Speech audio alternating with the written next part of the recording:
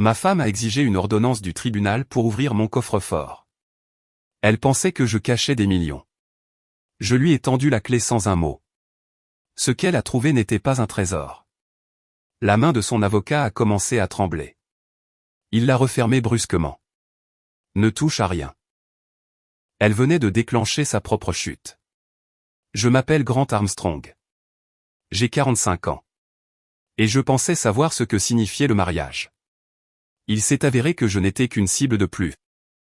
Le matin où Diana est entrée à la First National Bank, brandissant cette ordonnance du tribunal comme un billet de loterie gagnant, j'étais déjà assis dans le hall, dans un fauteuil en cuir, le Wall Street Journal plié sur mes genoux, un café refroidissant dans un gobelet en papier.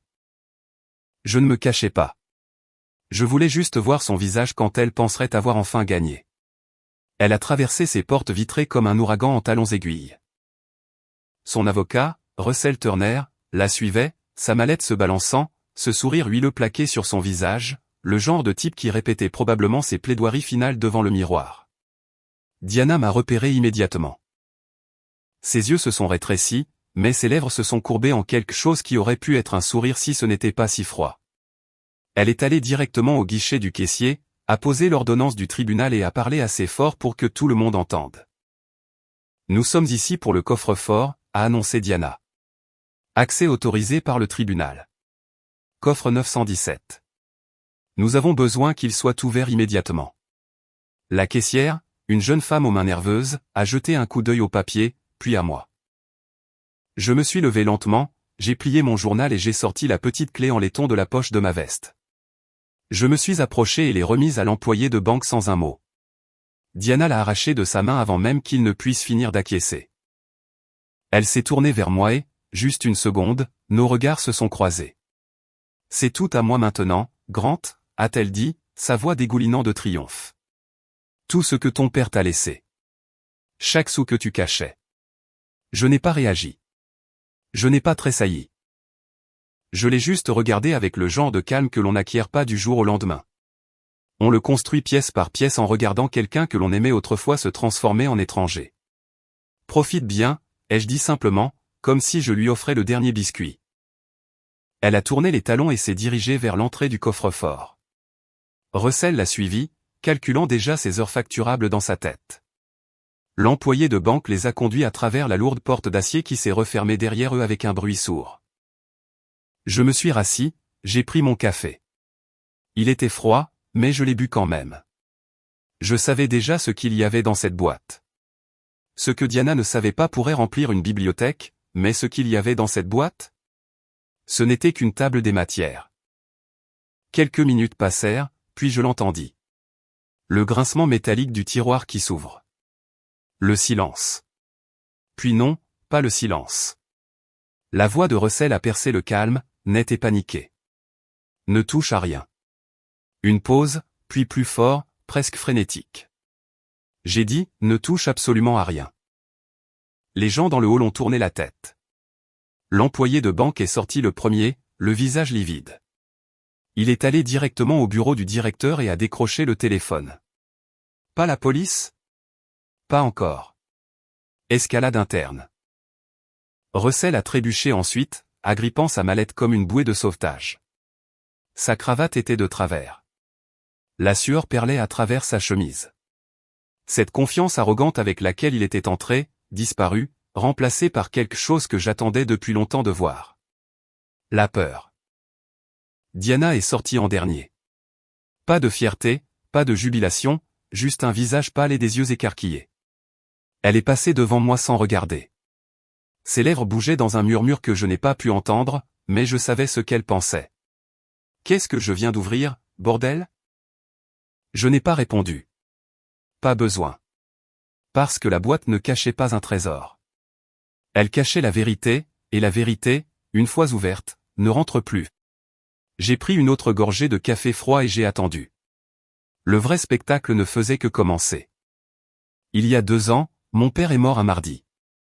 Pas de scène de mort dramatique, pas de confession de dernière minute, juste une matinée tranquille où son cœur a décidé qu'il en avait assez. Il avait 67 ans, assis dans son fauteuil préféré avec un livre sur les genoux. Et quand je l'ai trouvé, il avait l'air presque paisible. Les funérailles étaient modestes. Une poignée d'anciens collègues de son entreprise de construction, quelques voisins, et un éloge funèbre que j'ai écrit sans exagération. Harold Armstrong croyait en la construction de choses durables. Des maisons, des ponts, des fiducies qui pouvaient résister à toutes les tempêtes. Il a gardé sa richesse ennuyeuse sur le papier, fiducies immobilières, sociétés écrans avec des noms comme Greystone Holdings et Summit Ridge LLC. Mais si vous saviez où chercher, vraiment chercher, vous trouveriez des comptes offshore des années 80 et des obligations aux porteurs d'une époque où cela signifiait encore quelque chose. Il ne m'a jamais tout expliqué directement. Il a juste laissé une feuille de calcul verrouillée et une note manuscrite glissée dans le tiroir de son bureau. N'ouvre ceci que s'ils viennent te chercher. Ça disait.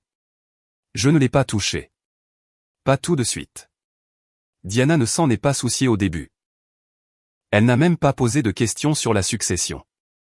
Elle m'a embrassé aux funérailles, m'a tenu la main pendant la réception, et est retournée à son téléphone comme si rien n'avait changé.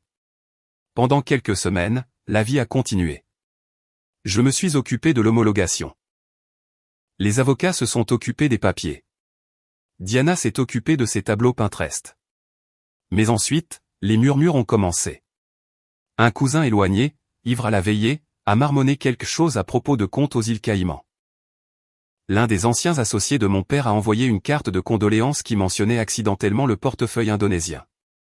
Et le véritable déclencheur, un responsable de fiducie d'une entreprise aux Bermudes a appelé notre téléphone fixe pendant que j'étais au travail. Diana a répondu. Elle a écouté ce message vocal 3 fois. Je le sais parce que j'ai vérifié le journal des appels plus tard. À partir de ce moment, tout a basculé. Soudain, elle était intéressée. Curieuse, inquiète, elle appelait ça. Combien ton père t'a-t-il laissé, a demandé Diana un soir pendant le dîner. Son ton était décontracté, mais ses yeux perçants. Tout est en fiducie, lui ai-je dit. Des paiements structurés. Je n'y touche pas directement. Son sourire s'est tendu. Ça semble compliqué. C'est censé l'être. Elle n'a pas aimé cette réponse. Les questions ont continué. Au début, elles étaient subtiles. Puis elles ne l'étaient plus. Je rentrais à la maison et trouvais les tiroirs de mon bureau légèrement ouverts. Des papiers mélangés. Mon ordinateur portable déplacé de l'endroit où je l'avais laissé. Elle n'était pas douée pour le cacher. Pas encore. Puis elle s'est améliorée. Elle a commencé à vérifier mes sauvegardes cloud. Elle a essayé de deviner mes mots de passe. J'ai trouvé un post-it écrit de sa main qui disait Grant 1234 coincé sous son clavier. Elle testait des combinaisons. Un soir, je l'ai surprise avec son ordinateur portable ouvert, parcourant des fichiers PDF qu'elle avait tirés de mon disque de sauvegarde. Documents successoraux, accords de fiducie, liste d'actifs. Tu planifies des vacances, ai-je demandé depuis l'embrasure de la porte. Diana a claqué l'ordinateur portable, son visage rougi. Tu ne me fais pas confiance, a-t-elle claqué. La confiance n'est pas requise pour l'héritage, ai-je répondu calmement. La patience l'est. Elle a détesté cette réponse. Assez détestée pour qu'elle cesse de dormir dans notre chambre ce soir-là même. Elle a déménagé ses affaires dans la chambre d'amis sans un mot. Et c'est là que j'ai su que ce n'était plus une question d'amour. Ce n'était même pas une question de nous. C'était une question d'accès, de contrôle, d'argent.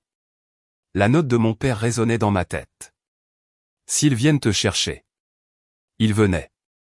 Et je devais être prêt.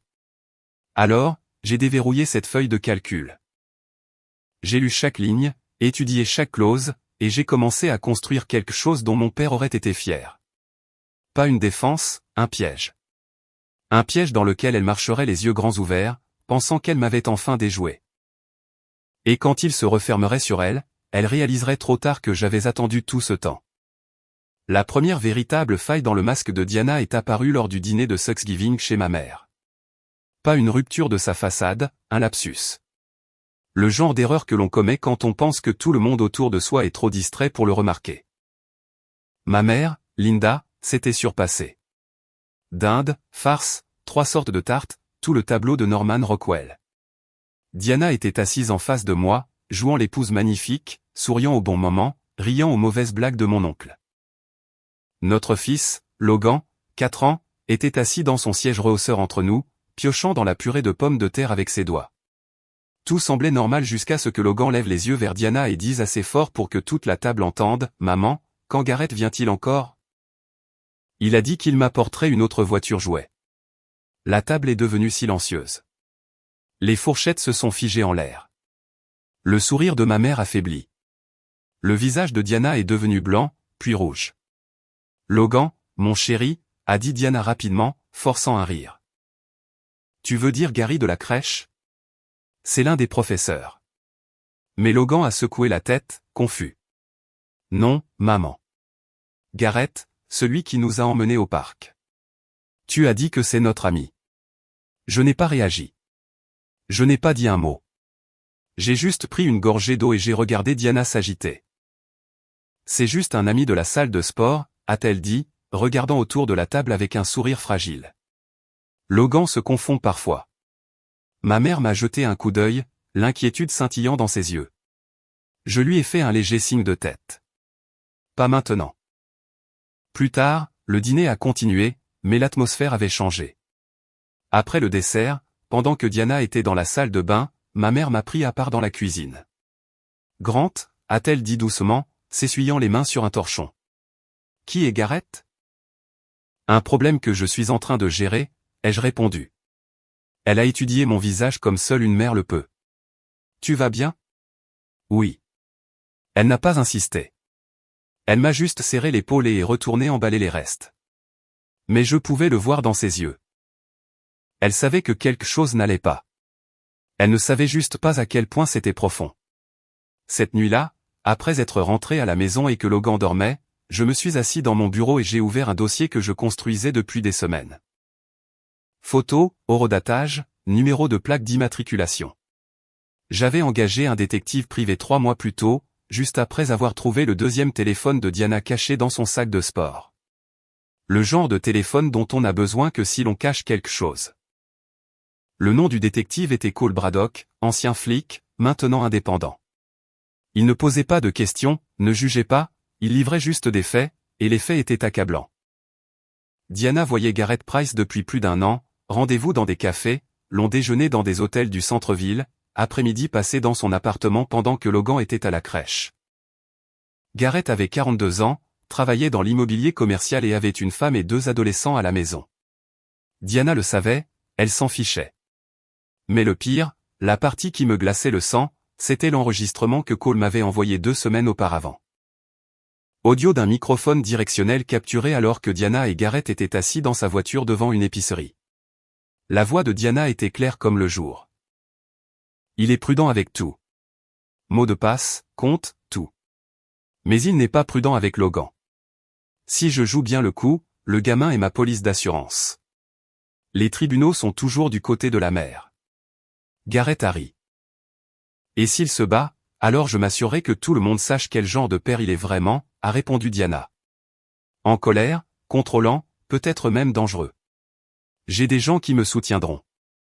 J'ai écouté cet enregistrement une 12aine de fois. Chaque fois, c'était comme avaler du verre brisé, non pas parce que ça faisait mal, mais parce que ça clarifiait tout. Elle ne me trompait pas seulement, elle planifiait, calculait, utilisant notre fil comme levier. C'est là que j'ai cessé de m'apitoyer sur mon sort et que j'ai commencé à ressentir autre chose. Pas de la colère. La colère est bruyante, bâclée, réactive.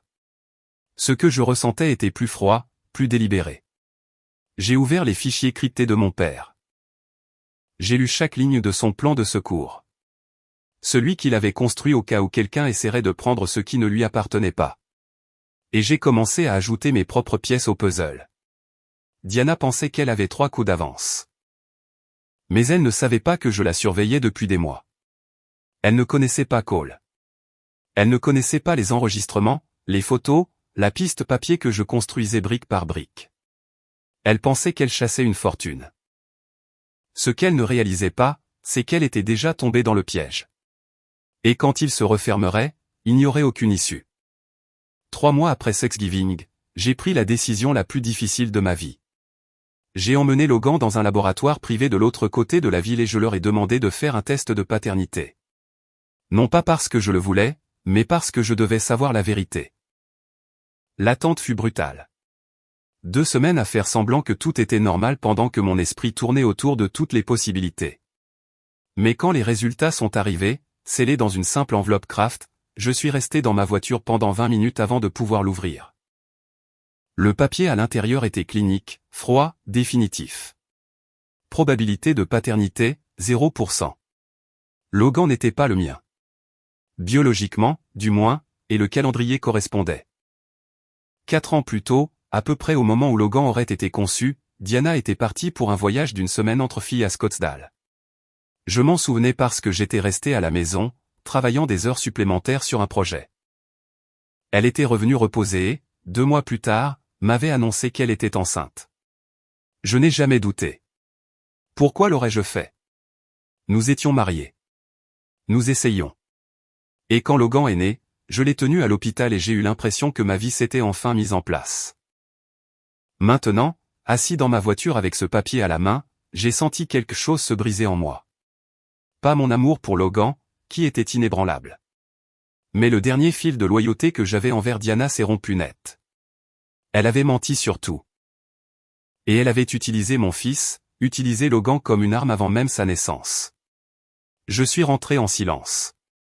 Diana était dans le salon, consultant son téléphone. Elle a à peine levé les yeux quand je suis entré. « Comment s'est passé le travail ?» a-t-elle demandé distraitement. « Bien, ai-je dit. Je suis monté à l'étage, j'ai verrouillé la porte du bureau et j'ai appelé Walter Gibson, l'avocat que je consultais depuis des mois. C'était un vieil de la vieille école, la cinquantaine, cheveux gris, sans fioritures. Le genre d'avocat qui ne se souciait pas du drame, juste des faits.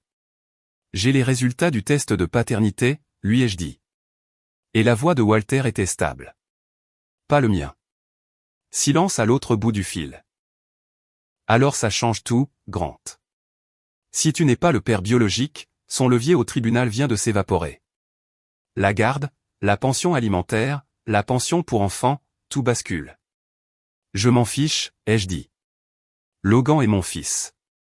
La biologie ne change rien à ça. Je comprends, a répondu Walter. Mais c'est une preuve de fraude. Elle t'a trompé. Cela active la clause du contrat de mariage. La clause 14B du contrat de mariage, celle que Diana avait signée 3 ans auparavant sans la lire, la qualifiant de paranoïa en riant.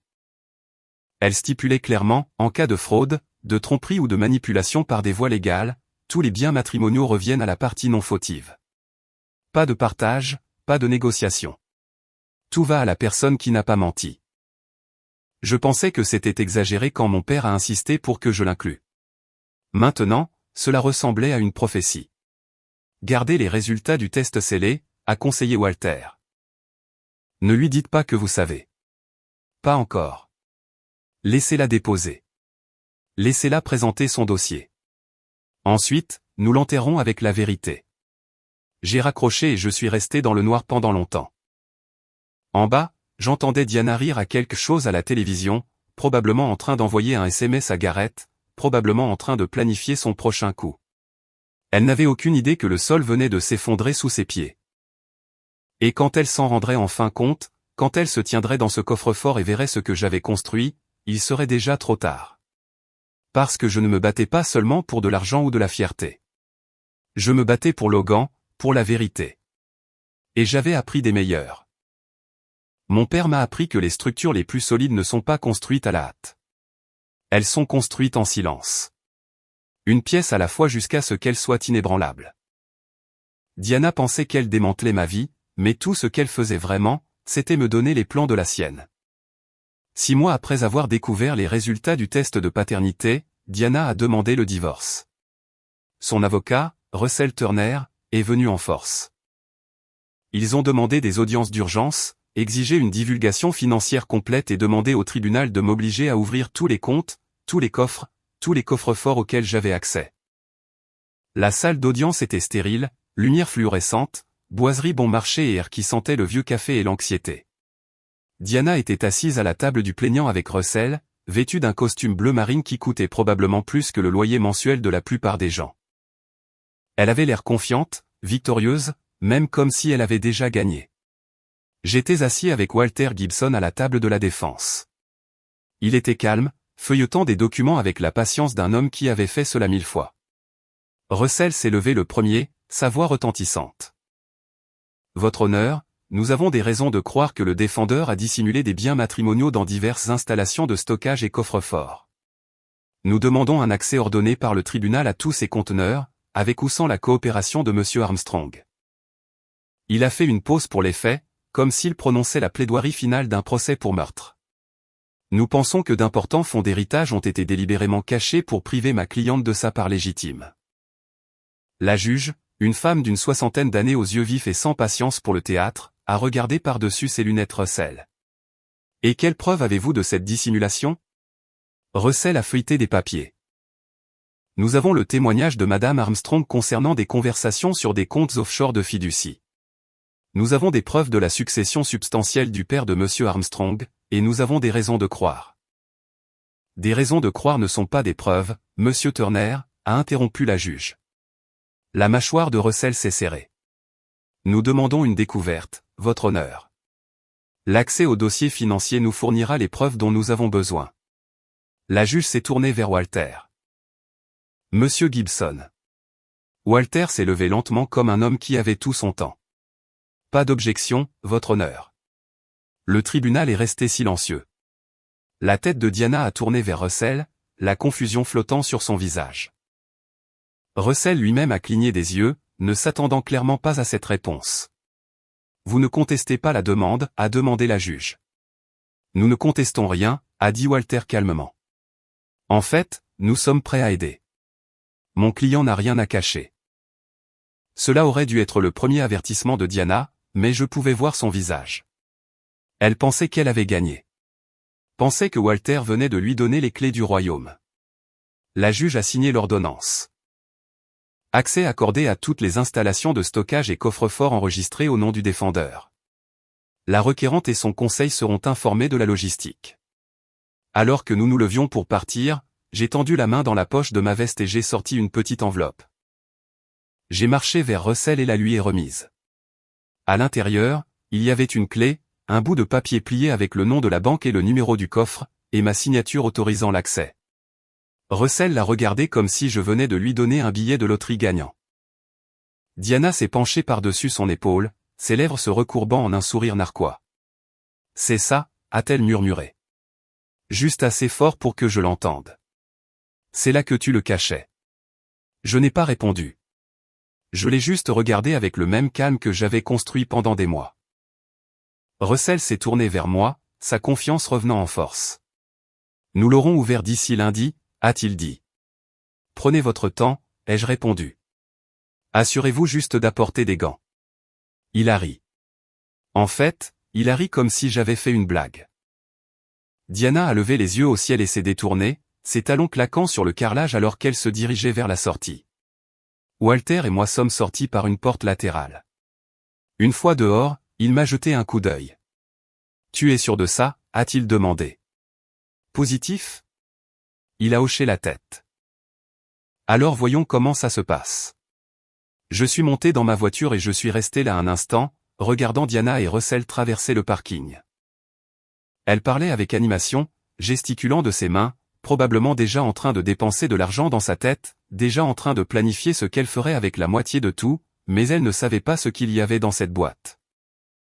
Elle ne savait pas que j'avais passé la dernière année à la remplir de quelque chose de bien plus précieux que de l'argent. Des preuves, de la documentation, la vérité.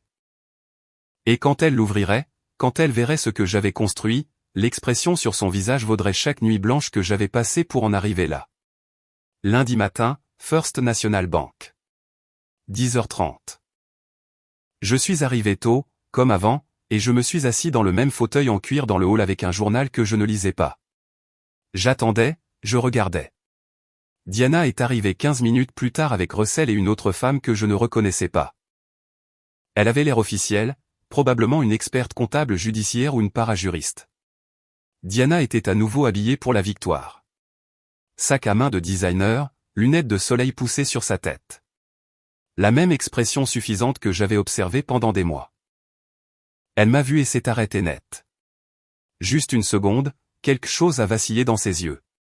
Le doute peut-être ou la suspicion, mais Russell se dirigeait déjà vers le guichet du caissier, l'ordonnance du tribunal à la main, et Diana l'a suivi. Nous sommes ici pour accéder au coffre-fort 917, a annoncé Russell. Autorisation du tribunal. L'employé de banque, la même jeune femme nerveuse de la dernière fois, a hoché la tête et les a conduits vers le coffre-fort. Je n'ai pas suivi. Je me suis juste assis là, tournant des pages que je ne lisais pas, et j'ai attendu l'inévitable. Ça n'a pas pris longtemps, peut-être 4 minutes. Puis je l'ai entendu. Un grincement métallique. Le bruit du tiroir qui s'ouvre. Puis le silence. Un long et lourd silence. Puis la voix de Russell, aiguë et montante. Attendez, arrêtez. Ne touchez à rien. La femme avec eux a dit quelque chose que je n'ai pas pu distinguer. Puis Russell, à nouveau, plus fort. J'ai dit, ne touchez à rien là-dedans. Les gens dans le hall ont tourné la tête. Les caissiers ont levé les yeux de leurs écrans. J'ai plié mon journal et l'ai posé. L'employé de banque est sorti la première, le visage pâle, marchant rapidement vers le bureau du directeur. Elle a décroché le téléphone et a parlé à voix basse et urgente. Russell a trébuché ensuite, agrippant sa mallette comme une bouée de sauvetage. Son visage était rouge, sa cravate desserrée. Cette confiance arrogante du tribunal avait disparu, remplacée par quelque chose qui ressemblait à de la panique. Diana est sortie en dernier. Elle ne marchait plus comme elle était entrée. Pas de fierté, pas de triomphe, juste des pas lents et mesurés, comme si elle essayait de ne pas trébucher. Son visage était vide, inexpressif. Elle est passée devant moi sans établir de contact visuel. Je me suis levé.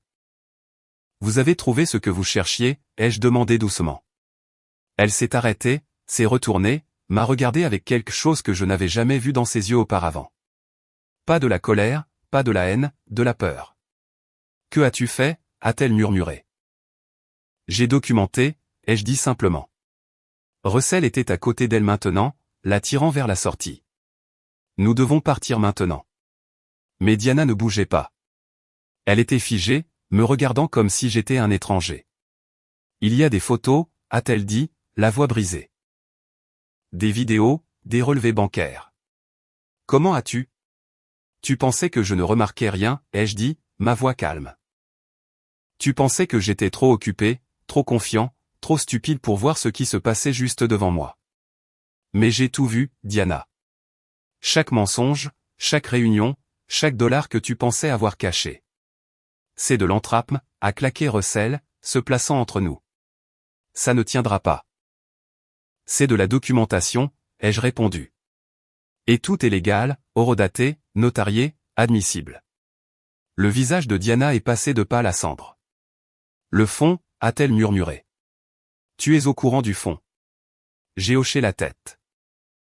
Le fonds de lutte contre le cancer des enfants que mon père a créé.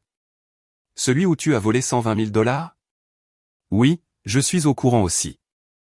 Ses genoux ont semblé fléchir légèrement. Russell lui a attrapé le bras pour la stabiliser.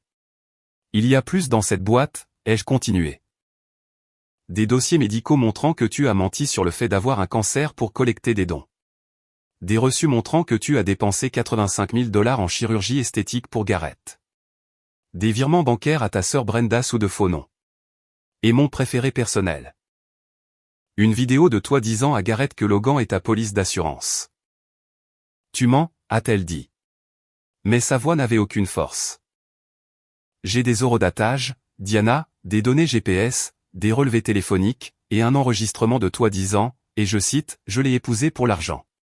Je partirai une fois que je saurai où tout est enterré. Elle a ouvert la bouche, l'a refermée, l'a rouverte. Rien n'est sorti. Russell l'a tiré vers la porte. Ne dis pas un mot de plus, a-t-il sifflé. Mais avant qu'il ne parte, j'ai crié. Oh, et Diana.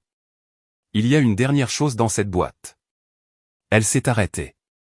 Elle ne s'est pas retournée, mais je savais qu'elle écoutait. Les résultats du test de paternité, ai-je dit. Pour Logan. Ses épaules se sont raidies. La tête de Russell a tourné vers moi. 0%, ai-je continué. Il n'est pas le mien, ce qui signifie que tu as menti là-dessus aussi. Et selon la clause 14b de notre contrat de mariage, La fraude annule ta demande de tout bien matrimonial. Tu n'auras rien. Diana s'est retournée lentement. Son visage n'était plus pâle. Il était rouge, marbré, des larmes coulaient sur ses joues. Pas des larmes de tristesse, des larmes de rage, d'humiliation. Espèce de bâtard, a-t-elle craché. Non, ai-je dit calmement. Juste préparé. Russell l'a traîné dehors. Les portes vitrées se sont refermées derrière eux, et le hall est devenu silencieux. Je me suis tourné vers Walter, qui était resté silencieusement près de l'entrée tout ce temps. Ça s'est bien passé, a-t-il dit sèchement. Mieux que prévu. J'ai acquiescé. Je suis sorti au soleil, je suis monté dans ma voiture et je suis rentré chez moi. Et pour la première fois en 2 ans, j'ai eu l'impression de pouvoir respirer. Le lendemain de l'incident du coffre-fort, j'ai reçu un appel d'Edgar Towns.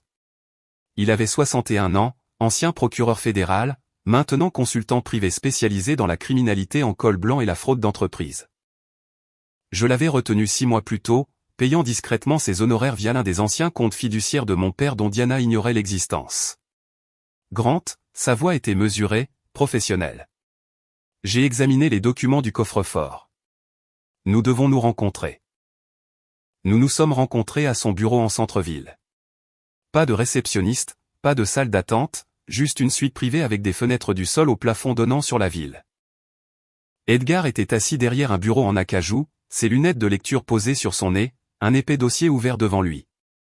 Votre père était un homme très prudent, a dit Edgar, tapant sur le dossier. Connaissiez-vous la clause de contingence dans son testament? Celle concernant les successions contestées? Pas seulement contestées, a corrigé Edgar. Des tentatives frauduleuses de les revendiquer. Votre père a intégré une clause de sécurité dans la structure de son patrimoine il y a 20 ans. Si quiconque, conjoint, partenaire commercial, membre de la famille, tentait de revendiquer ses actifs par la tromperie ou la fraude dans les 10 ans suivant sa mort, tout serait automatiquement transféré à une fondation caritative. Chaque sou. Je me suis penché en avant. Je ne savais pas ça.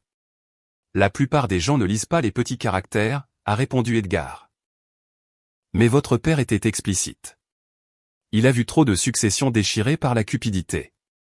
Il a donc créé une police d'assurance. Au moment où Diana a demandé le divorce, revendiquant des biens cachés, au moment où elle a tenté d'accéder à ce coffre-fort sous de faux prétextes, elle a déclenché la clause. Qu'est-ce que cela signifie? Cela signifie que même si elle parvenait d'une manière ou d'une autre à contourner le contrat de mariage, même si un juge statuait en sa faveur, il n'y aurait plus rien à réclamer.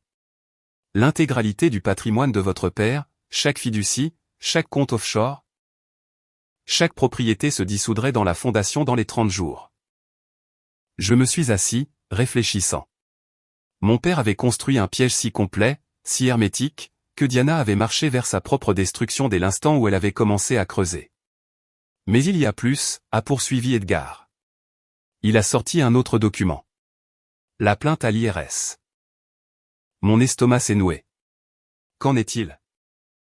Nous l'avons retracé jusqu'à un tuyau anonyme déposé il y a 8 mois. Quelqu'un a affirmé que vous cachiez des revenus offshore et que vous fraudiez le fisc.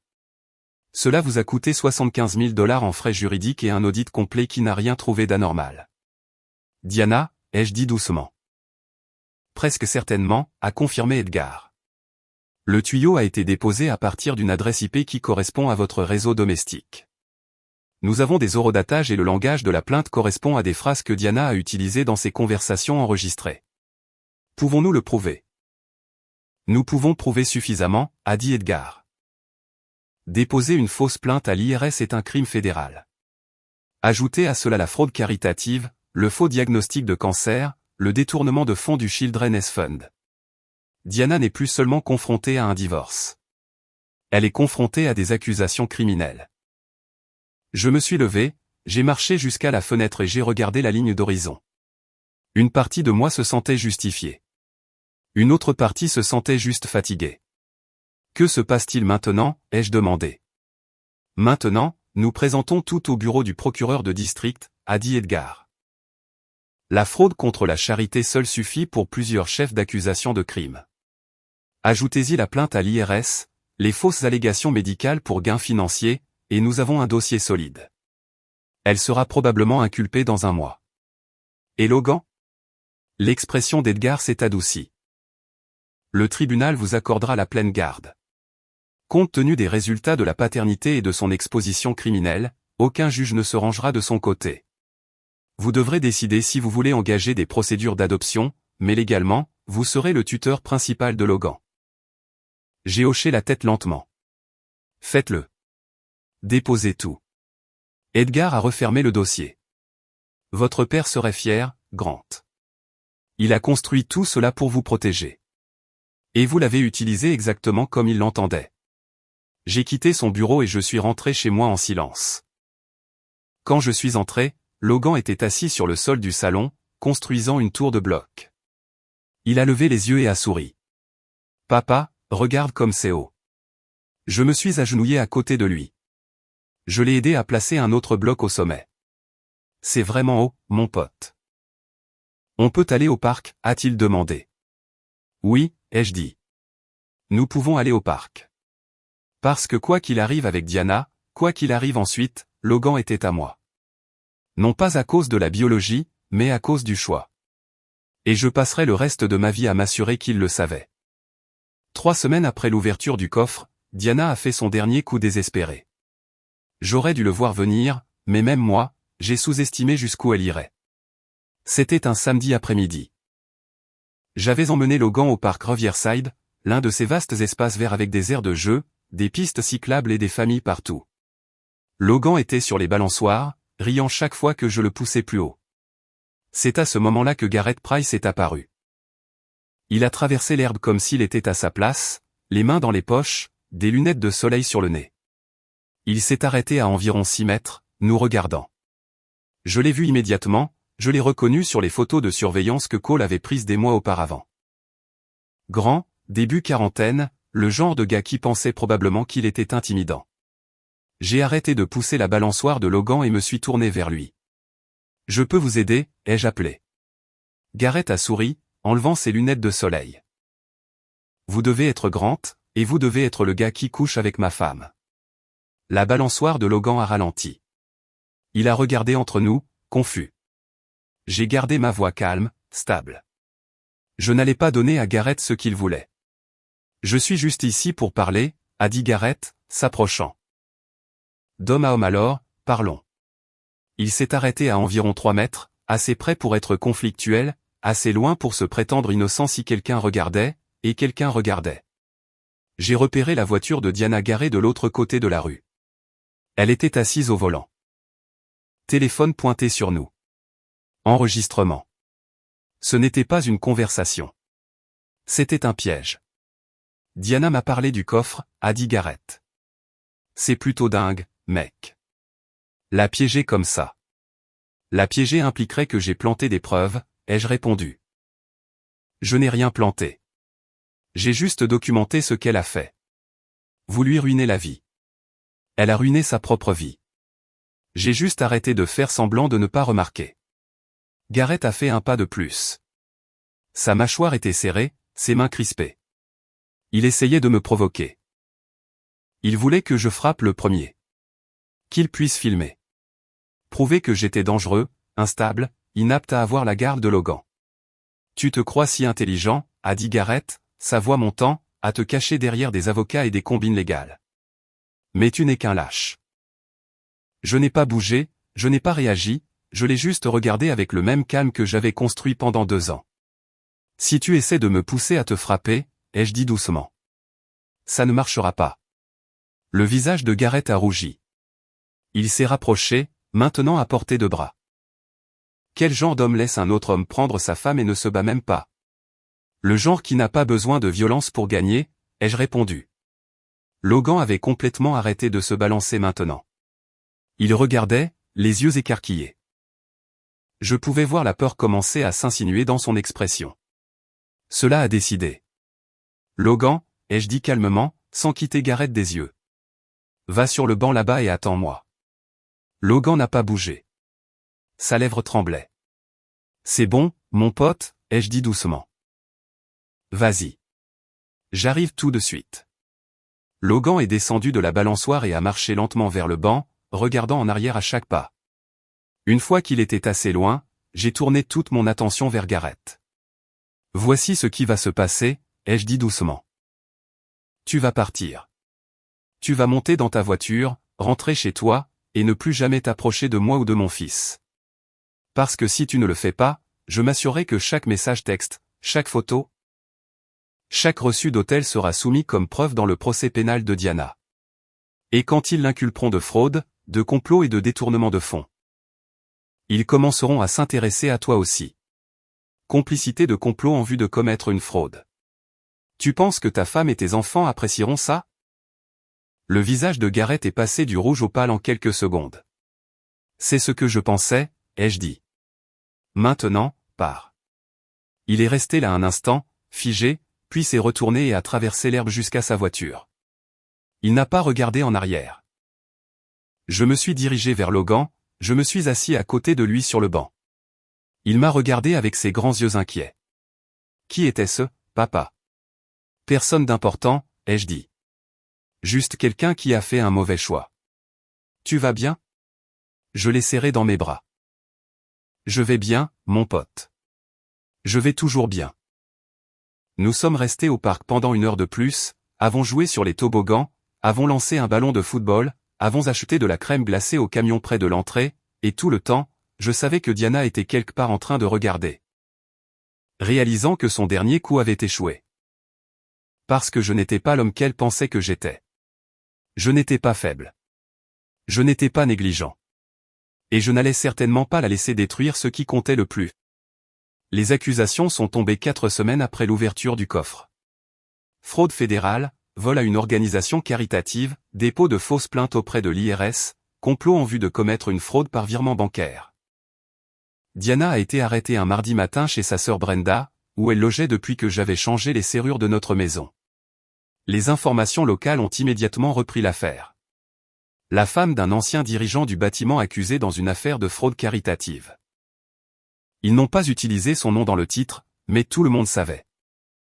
L'histoire détaillait comment elle avait volé plus de 120 000 $ à un fonds de lutte contre le cancer des enfants, falsifié un diagnostic de cancer pour collecter des dons et déposer de fausses plaintes fédérales contre son mari.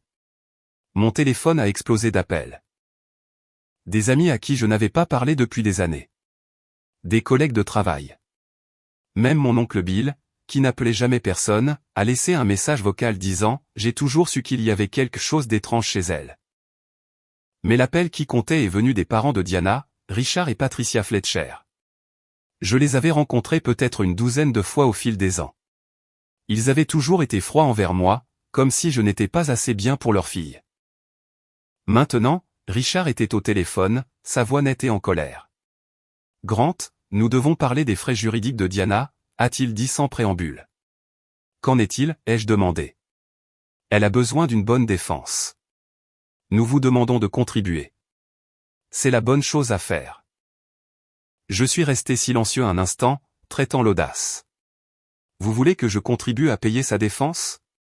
Après tout ce qu'elle a fait? Elle est toujours la mère de Logan », a coupé la voix de Patricia sur l'autre ligne. Elle devait écouter.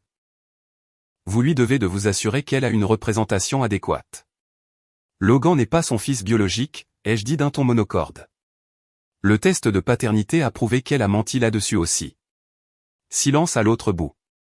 Puis Richard à nouveau, sa voix plus dure. C'est de ta faute, Grant. Tu l'as humilié. Détruit sa réputation. Tu l'as piégé. J'ai documenté ses crimes, ai-je corrigé. Il y a une différence. Nous vous demandons de faire la bonne chose, a dit Patricia, sa voix tremblante. Aidez-la pour Logan. Non, ai-je dit simplement. Alors nous vous poursuivrons, a menacé Richard. Pour diffamation, pour détresse émotionnelle. Pourquoi, ai-je interrompu. Tout ce qui était dans ce coffre était vrai. Chaque document vérifié. Chaque enregistrement authentifié. Vous voulez me poursuivre pour avoir dit la vérité? Bonne chance pour trouver un avocat assez stupide pour prendre ce dossier. Vous avez détruit notre famille, a dit Patricia, sa voix brisée. Notre réputation dans cette communauté est ruinée à cause de vous. Votre réputation est ruinée parce que votre fille est une criminelle, ai-je répondu. Et vous l'avez élevée en lui faisant croire qu'elle pouvait s'en tirer. Ce n'est pas ma faute. C'est la vôtre. J'ai raccroché, bloqué les 2 numéros, et pour la première fois depuis des semaines, j'ai senti un poids se lever de mes épaules. L'audience préliminaire a eu lieu 2 semaines plus tard. Diana était assise à la table de la défense avec un avocat commis d'office, le visage creusé, les cheveux attachés en une queue de cheval désordonnée. Elle avait l'air plus petite, quelque peu diminuée. Le procureur a exposé l'affaire méthodiquement. Relevé bancaire montrant des virements d'un fonds caritatif vers les comptes personnels de Diana. Dossiers médicaux prouvant qu'elle n'avait jamais eu de cancer. Enregistrement d'elle planifiant de me piéger. La fausse plainte à l'IRS retracée jusqu'à notre ordinateur familial. Le jury de ses pairs entendrait tout. L'avocat de Diana a essayé d'invoquer l'entrapme, a essayé de prétendre que j'avais manipulé des preuves, mais le juge l'a rapidement interrompu. Monsieur Armstrong n'a pas créé ces documents. Il les a simplement conservés. Requête rejetée. En quittant le tribunal, un journaliste m'a approché avec un microphone. Monsieur Armstrong, avez-vous un commentaire sur les accusations portées contre votre femme? Elle n'est plus ma femme, ai-je dit, et je n'ai rien à ajouter. Les preuves parlent d'elles-mêmes. Ce soir-là, j'ai récupéré Logan chez ma mère. Il a couru vers moi avec un dessin qu'il avait fait. Une maison, un bonhomme allumette, et un plus petit bonhomme allumette étiqueté moi et papa. C'est nous, a-t-il dit fièrement. C'est parfait, mon pote, ai-je dit, m'agenouillant à sa hauteur. Tu sais que je t'aime, n'est-ce pas? Je sais, a dit Logan en me serrant dans ses bras. Je t'aime aussi, papa. Et à ce moment-là, j'ai su que j'avais fait les bons choix. Chaque seul d'entre eux. 8 mois après le début du procès, Diana a accepté un accord de plaidoyer. 5 ans de prison fédérale pour fraude et vol, 3 ans de probation après sa libération, restitution intégrale au fonds caritatif, et elle a renoncé à tous ses droits parentaux sur Logan sans contestation. Le juge avait clairement indiqué lors du prononcé de la peine, Madame Armstrong. Vous n'avez pas seulement volé de l'argent. Vous avez volé à des enfants malades. Vous avez manipulé le système juridique. Vous avez menti à votre mari sur la paternité d'un enfant pour obtenir un gain financier. Ce tribunal estime que vos actions sont répréhensibles. Diana est restée là, menottée, et n'a rien dit, pas d'excuses, pas de remords, juste un silence vide. Ils l'ont emmenée et je ne l'ai plus jamais revue. L'audience de garde a eu lieu une semaine plus tard. Walter Gibson a présenté les résultats du test de paternité, les preuves de la manipulation de Diana et ma requête d'adoption formelle. Votre honneur, a dit Walter, Monsieur Armstrong a été le père de Logan dans tous les sens du terme depuis sa naissance. Il a fourni des soins, de la stabilité et de l'amour. Le lien biologique n'existe pas. Mais le lien parental existe absolument. Nous demandons à la Cour de formaliser ce qui est déjà vrai. Que Grant Armstrong est le père de Logan, légalement et de manière permanente. Le juge a examiné les documents, puis m'a regardé. Monsieur Armstrong, vous comprenez que l'adoption est permanente. Vous aurez tous les droits et responsabilités légaux pour cet enfant. Je comprends, votre honneur, ai-je dit. Logan est mon fils. Il l'a toujours été. Elle a signé les papiers. Adoption accordée. Félicitations, monsieur Armstrong. Je suis sorti de ce tribunal avec des documents légaux qui disaient ce que mon cœur savait depuis 4 ans. Logan était à moi, non pas à cause de la biologie, mais à cause du choix, à cause de l'amour. La vie a retrouvé un nouveau rythme après cela. Logan a commencé la maternelle, s'est fait des amis, a joué au football le week-end. Il a posé des questions sur Diana une fois au début. Où est maman? Elle a dû s'absenter un moment, lui ai-je dit doucement, mais tu m'as moi. Et grand-mère Linda et oncle Bill, nous sommes ta famille. Il y a réfléchi un instant, puis a hoché la tête. D'accord. Les enfants sont résilients d'une manière que les adultes oublient. J'ai vendu la maison. Trop de mauvais souvenirs. J'ai acheté une plus petite maison plus proche de ma mère, avec un jardin assez grand pour que Logan puisse courir. Nous avons eu un chien, un Golden Retriever que Logan a nommé Biscuit. Nous avons construit une cabane dans les arbres ensemble un été, Logan me tendant des clous et posant 1000 questions sur la raison pour laquelle nous avions besoin de support et si les oiseaux y vivraient aussi. La succession de mon père a finalement été réglée. La fondation caritative qu'il avait créée a reçu une dotation substantielle. Le fonds de lutte contre le cancer des enfants a été entièrement remboursé avec intérêt, et le reste a été placé dans une fiducie pour l'éducation et l'avenir de Logan. J'ai recommencé à sortir après 1 an. Rien de sérieux au début, juste des rendez-vous café et apprendre à connaître des gens sans le poids de la trahison qui pesait sur moi. Finalement, j'ai rencontré quelqu'un, une enseignante nommée Rachel. Gentille, patiente, douée avec Logan. Nous avons pris les choses lentement, sans précipitation, sans supposition. Pour le 7e anniversaire de Logan, nous avons organisé une fête dans le jardin. Des amis de l'école, ma mère, oncle Bill, même Walter Gibson est passé avec un cadeau. Logan courait avec ses amis, couvert de glaçage de gâteaux et de taches d'herbe, riant si fort qu'il pouvait à peine respirer. Rachel s'est assise à côté de moi sur les marches du porche, regardant le chaos. « Tu as fait du bon travail avec lui », a-t-elle dit. « Il rend les choses faciles », ai-je répondu. « Quand même », a-t-elle dit en me serrant la main. « Il a de la chance de t'avoir. » J'ai regardé Logan chasser Biscuit à travers le jardin, tous deux tombant dans un tas de feuilles. Et j'ai réalisé quelque chose. J'avais passé 2 ans à me battre pour la justice, pour la vérité, pour la vindication. Mais ce pourquoi je me battais vraiment, c'était ça. Ce moment, cette vie. Ce gamin qui m'appelait papa, non pas parce qu'il le devait, mais parce que c'était ce que j'étais. Diana a essayé de tout me prendre. Au lieu de cela, elle m'avait donné de la clarté. Elle m'a montré ce qui comptait et ce qui ne comptait pas. Et au final, je n'ai pas seulement survécu à ce qu'elle a fait. J'ai gagné. Pas de la manière qu'elle aurait comprise. Pas avec de l'argent ou de la vengeance ou de l'humiliation publique. J'ai gagné parce que j'ai pu continuer à être le père de Logan. Parce que j'ai pu construire une vie basée sur la vérité au lieu de mensonges. Parce que j'ai appris que la fondation la plus solide n'est pas construite sur ce que l'on hérite, mais sur ce que l'on choisit de protéger. Et cela valait plus que n'importe quel coffre, n'importe quel compte, n'importe quel héritage.